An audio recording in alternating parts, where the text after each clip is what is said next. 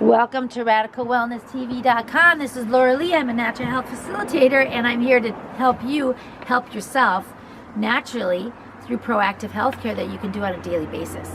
I'm talking about parasites and worms right now, which is one of the things that we talk about as natural health facilitators because the colon is so important to your health. So I'm going to be talking about the bladderworm.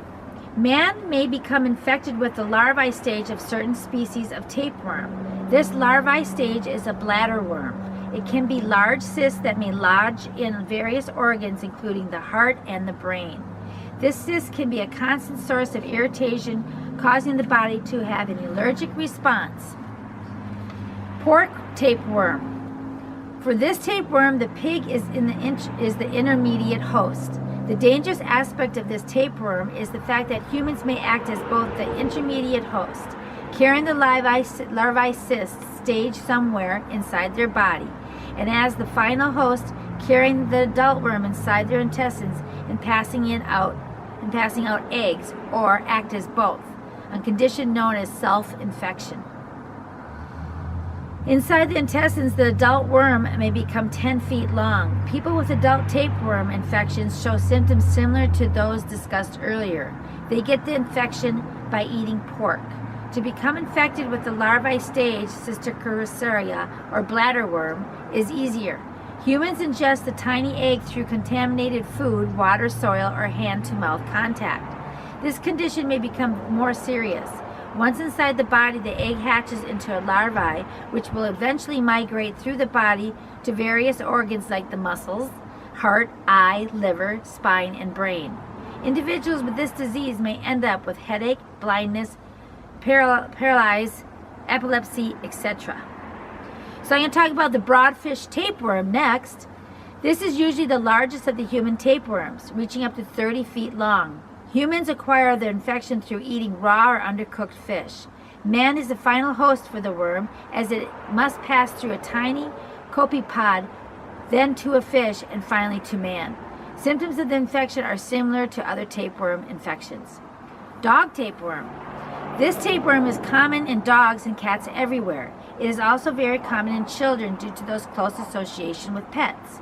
The intermediate host of this worm is the louse or flea. Humans are the final host, and they get the infection through ingesting the louse or flea that contains the larvae of the tapeworm.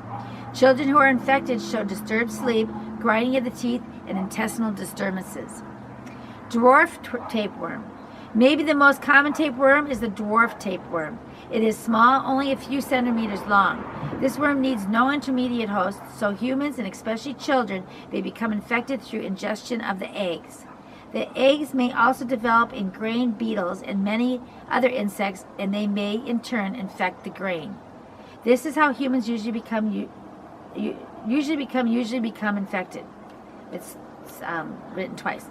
Through unhygienic habits, man may reinfect himself with the eggs, which pass out in the feces.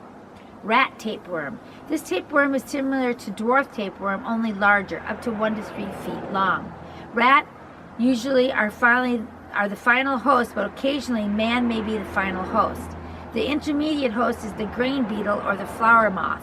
Man becomes infected through eating contaminated insects or grain. So I'm going to go into flukes next, but you think you want to cleanse your body out? You can start with intestinal forming. Number one, it works first, it gets the worms out, because when you die and get buried, worms crawl out of you, they don't crawl in you.